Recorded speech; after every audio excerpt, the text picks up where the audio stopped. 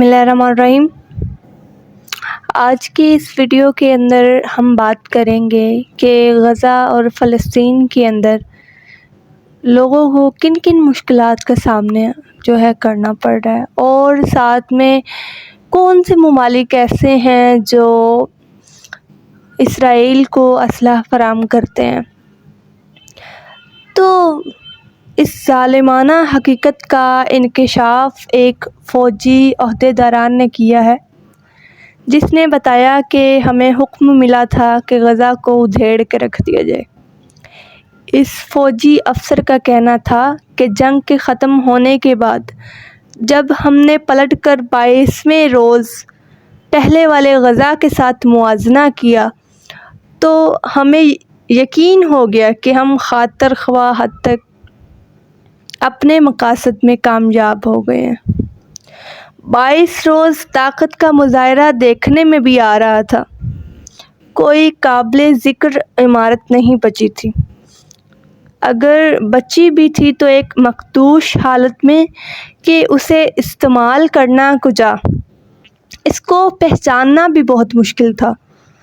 حال ہی میں غزہ پر جنگی جرائم کا الزام لگایا گیا، جس سے اقوام متحدہ کا ادارہ تحقیق کے لیے پہنچا۔ اسرائیل نے تعاون کرنے سے انکار کر دیا، بلکہ ادارے کے لوگوں سے ناروا سلوک بھی کیا، ان کو غزہ میں جانے کی اجازت نہ دی۔ اسرائیل کا یہ رویہ اس بات کا انکشاف کرتا ہے کہ وہ غزہ میں ہونے والے ظلم کو دنیا کے سامنے لانا ہی نہیں چاہتا، تاکہ ان کا احتساب نہ ہو سکے، بلکہ احتساب تو دور کی بات، اسرائیل کے مطابق کوئی ان پر انگلی بھی نہیں اٹھانے کا حق رکھتا۔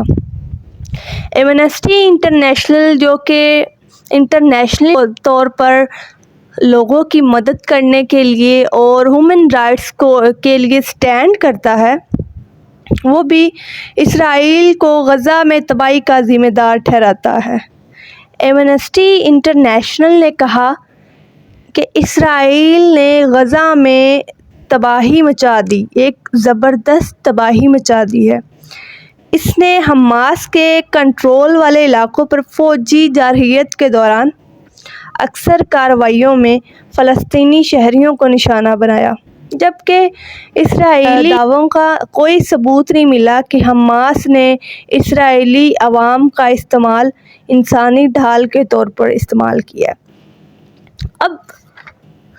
البتہ اس بات کا ثبوت ضرور ملا ہے کہ اسرائیلی سپاہیوں نے زبردست طور پر بچوں اور دیگر شہریوں کو ظلم کا نشانہ بنایا ہے، زبردستی طور پر بچوں اور دیگر شہریوں کو گھروں میں رہنے پر مجبور کیا تاکہ وہ فوجی ٹھکانوں کے طور پر گھروں کا استعمال کر سکیں۔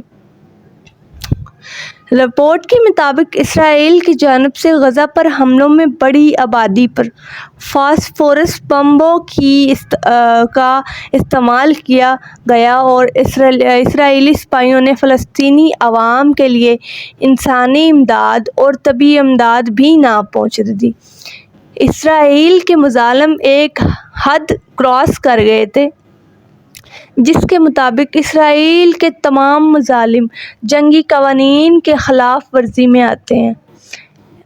اسرائیل نے 3 ہفتے رہنے والی جنگ میں تقریباً 1400 فلسطینی ہلاک کیے، ان میں سے 900 معصوم شہری تھے۔ 900 معصوم شہری تھے، جبکہ اسرائیل کا کہنا ہے کہ مرنے والوں کی تعداد 1100 ہے، جبکہ زیادہ تر کی تعداد عسکریت پسندوں کی ہے۔ اب آپ دیکھیں کہ اسرائیل نے وطن کے لیے جدوجہد کرنے والوں کے اوپر عسکریت پسندوں کا الزام لگا کر ان کو قتل کرنا شروع کر دیا۔ ایک مسلمان، ایک فلسطینی جو اپنے ملک کے لیے لڑ رہا ہے، اپنے ملک کے لیے، اپنے وطن کے لیے جدوجہد کر رہا ہے، اس نے اس پر عسکریت پسندوں کا الزام لگا دیا۔ آپ سوچ سکتے ہیں کہ جبکہ معصوموں کی جان لینے اور ظلم سے اسرائیل خود کو کیسے بری الذمہ قرار دے سکتا ہے، لیکن جو اسرائیل ہے اپنے کان پر جوں نہیں ریگنے دیتا۔ اسرائیل نے ہلاکتوں کی جو فہرست ہے وہ دینے سے انکار کر دیا، جبکہ ایمنسٹی انٹرنیشنل نے یہ رپورٹ نہ صرف تجرباتی آراء سے بلکہ شہداء اور گواہیوں کی بنا پہ جو شواہد ہیں اکٹھے کر کے، ثبوت اکٹھے کر کے، ایمنسٹی انٹرنیشنل نے واضح طور پہ بتایا کہ یہ تباہی دانستہ طور پر کی گئی ہے، یہ تباہی فلی پلان تھی اور فلسطینی اور غزہ کے مسلمانوں کو تباہ کرنے کی ایک سازش تھی۔ اور یہ جو کارروائیاں کی گئی ہیں اس سے واضح قرار دیا گیا ہے کہ یہ جو تباہیاں ہیں وہ حقائق پر مبنی ہیں، ان کو جھٹلایا نہیں جا سکتا۔ اسرائیل اپنے کان پہ جوں نہیں رینگنے دیتا، وہ اپنے آپ کو ان چیزوں سے بری الذمہ قرار دیتا ہے۔ یہ تباہی حقائق پر مبنی ہے۔ اسرائیل ان حملوں کے جواز کے لیے حماس کے راکٹ حملوں کی آڑ لے لیتا ہے، ہمیشہ حماس کے راکٹ حملوں کی آڑ لے کر اس نے جو ہے فلسطینی عسکریت پسندوں کی جانب سے داغے جانے والے راکٹوں سے شاذ و نادر ہی جو ہے جانی نقصان ہوتا تھا۔ اور یہ جو کارروائیاں کی گئی ہیں اس سے واضح طور پر قرار دیا گیا ہے کہ یہ تباہی حقائق پر مبنی ہے اور ان کو جھٹلایا نہیں جا سکتا۔ اسرائیل ان حملوں کے جواز کے لیے حماس کے راکٹ حملوں کی آڑ لیتا رہتا ہے، مگر فلسطینی عسکریت پسندوں کی جانب سے داغے جانے والے راکٹوں سے شاذ و نادر ہی جانی نقصان ہوتا ہے۔ ہاں، خوف اور تشویش کی لہر پھیل جاتی ہے اکثر علاقے میں، البتہ راکٹ حملے میں بین الاقوامی قوانین کے تحت جو غیر قانونی کام نہیں کیا گیا، البتہ یہ راکٹ حملے غیر قانونی قرار ضرور دیے جاتے ہیں۔ ایمنسٹی نے یہ بھی کہا ہے کہ حماس یا دیگر مسلح گروہ کی جانب سے شہریوں پر بچوں کو انسانی ڈھال کے طور پر استعمال کرنے کا کوئی ثبوت نہیں ملا، بلکہ متعدد جگہوں پر بچوں اور شہریوں کو انسانی ڈھال کے طور پر اسرائیلیوں کی جانب سے استعمال کیا گیا۔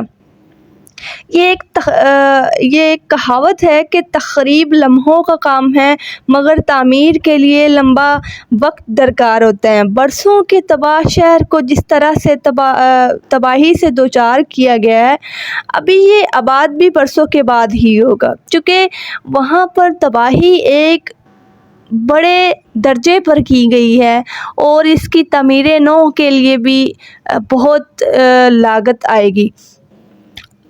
ابھی یہ آباد بھی جو ہے برسوں کے بعد ہی ہوں گے، چونکہ اسرائیل فورس نے مسلمانوں پر، فلسطینیوں پر، غزہ پر کے لوگوں پر جو فاسفورس، کیمیائی اور حیاتیاتی اسلحے کا استعمال کیا، وہ بھی ان اسلحوں کا بے دریغانہ استعمال کیا جنہوں نے خشک و تر چیزوں کو تباہ کیا۔ ایک رپورٹ کے مطابق انہوں نے تقریباً 82 مساجد، 66 سے زائد سکولوں کو، 200 سے زائد پولیس کے جو ہیڈ کوارٹرز ہیں ان کو تباہ کیا اور 500 سے زائد سرکاری اور حکومتی عمارات کو تباہ کیا۔ عمارت تو الگ بات ہے، فلسطین کے قبرستانوں تک کو تباہ کر دیا، ان کو بھی نہیں بخشا انہوں نے۔ اس قدر ظلم کی انتہا کر دی تھی اسرائیلیوں نے کہ قبرستان کو بھی نہیں بخشا، غزہ کو تقریباً پوری طرح سے تباہ کر کے اس کو کھنڈر بنا دیا ہے۔ اب اس کے بعد بات آتی ہے کہ اس کی تعمیر نو کے لیے لگائے جانے والے تخمینوں کا جب اندازہ لگایا گیا ہے تو پتہ چلا ہے کہ تعمیراتی لاگت کم از کم $2.5 ارب آئے گی۔ اقوام متحدہ کے مطابق تعمیر نو میں $4 ارب کی لاگت آئے گی۔ اب یہاں پر ایک سوال ہے کہ غزہ کو تباہ کرنے کے لیے اسرائیلیوں کو اسلحہ کون فراہم کرتا ہے؟ تو کائنڈلی آپ مجھے کمنٹ میں بتائیں آپ کا کیا تجزیہ ہے اس کے بارے میں۔ غزہ کی تعمیر کے لیے مسلم ممالک کی جانب سے بھرپور اعانت کی ضرورت ہے، چونکہ تاحال جو دیکھنے میں نہیں آئی ہے۔ سعودی عرب، کویت، یمن کی جانب سے تقریباً 50 کروڑ ڈالر کی امداد دینے کا اعلان کیا گیا ہے۔ مصر میں ہونے والی عالمی کانفرنس میں 75 ممالک نے 50 کروڑ ڈالر کی امداد دینے کا اعلان کیا ہے۔ مصر میں ہونے والی کانفرنس میں جن فنڈز کا نام لیا گیا ہے ان کو صرف زبانی کلام ہی ڈسکس کیا جاتا ہے، تو پھر کیا اس سے عملی تعمیراتی کام ہو سکیں گے؟ سوال یہاں پہ یہ اٹھتا ہے کہ کیا اس سے تعمیراتی کام ہو سکیں گے؟ تاحال اس کا تعین نہیں ہو سکا ہے۔ اصلی بات تو یہ ہے کہ اسرائیل کو اسلحہ دینے والے ممالک میں امریکہ اور مغربی ممالک فلسطین کو تباہی کے دائرے میں دھکیلنے کے لیے اس کی تعمیر نو کے لیے امداد دینے کی بات کر رہے ہیں۔ حیرت ہے اس بات پہ، یہ دوہری منافقت اور چالیں صرف چالیں ہیں۔ پہلے زخم لگائے گئے اور پھر سینے کی تیاریاں، ان کو سینے کی تیاریاں، زخم لگا کر سینے کی تیاریاں۔ لمحہ فکریہ۔ ناظرین، آگے بڑھنے سے پہلے میں کمنٹ میں آپ کی آراء سے ضرور مستفید ہونا چاہوں گی۔ فلسطین کی آزادی کی دعا کی قبولیت کے لیے کمنٹ میں آمین لکھنا مت بھولیے گا۔ آئندہ آنے والی ویڈیو کے لیے سبسکرائب اور بیل آئیکن کو دبانا مت بھولیے گا۔ شکریہ۔ تعمیر نو کا کام انتہائی سست روی سے جاری ہے۔ ایسے جاری رہا تو نہ جانے کتنے برسوں میں مکمل ہو، چونکہ ہم جانتے ہیں کہ غزہ اور فلسطین کے درمیان 8 دروازے ہیں۔ 8 دروازے ہیں جن کو غزہ کی راہداریاں بھی کہا جاتا ہے۔ ان پر اسرائیلیوں کا ناحق قبضہ ہے۔ اس پہ اسرائیلیوں نے اپنے ڈیرے جمائے ہوئے ہیں۔ اسرائیل کی ہٹ دھرمی تو دیکھیں، چونکہ غزہ کی تعمیر کے لیے بہت سی رکاوٹیں ہیں، جس میں سب سے بڑی رکاوٹ جو ہے وہ اسرائیل خود ہے۔ اسرائیل نے جو غزہ کی راہداریاں ہیں اس کے اوپر جو ہے چارج سنبھالا ہوا ہے، اس پہ قبضہ کیا ہوا ہے۔ وہاں پر کوئی بھی چیز بھیجنے کے لیے وہاں سے پرمٹ چاہیے ہوتا ہے۔ اب اس پرمٹ کے لیے جو ہے، چاہے ہم نے کوئی جو طبی امداد دینی ہے یا پھر کوئی انسانی امداد دینی ہے، تو وہ جانے کے لیے ہمیں جو ہے جو اسرائیل کے لوگوں کی جو ہے پرمٹ لینا پڑے گا۔ اب یہاں سے کچھ بھی بھیجا جائے تو اسرائیل سے پرمٹ لینا پڑتا ہے۔ تعمیراتی نو کے لیے تعمیراتی جو سامان ہے وہ تو کھجا، بلکہ غزہ کے لوگوں کے لیے خوراک بھی پہنچانا جو ہے محال ہے۔ اب یہاں سے آپ اندازہ لگا سکتے ہیں کہ فلسطینی اور غزہ کے جو لوگ ہیں وہ کس قدر تکلیف کے اندر ہیں، کس قدر ظلم و تشدد ان کے اوپر کیا جا رہا ہے، اور مسلم ممالک ہاتھ پر ہاتھ دھرے بیٹھے ہوئے ہیں، صرف فنڈنگ دینے کی بات کرتے ہیں، اس کو ابھی جو ہے پریکٹیکل طور پر بھی نہیں لایا گیا کہ جو ہے غزہ کی تعمیر جو ہے دوبارہ سے کی جا سکے۔ تباہی تو 1 منٹ کا کام ہے چونکہ، اور اس کو دوبارہ سے تعمیر کرنا بہت مشکل ہے۔ اللہ تعالیٰ فلسطین کو اسرائیل کے مظالم سے دور رکھے۔ اللہ تعالیٰ فلسطین کو اسرائیل کے ظلم سے بچائے، اور انشاءاللہ ایک دن فلسطین ایک آزاد ریاست ہوگا انشاءاللہ۔ کمنٹ میں آمین لکھنا مت بھولیے گا. لائک کریں, سبسکرائب کریں اور ہماری نیو آنے والی ویڈیوز کو شیئر کریں.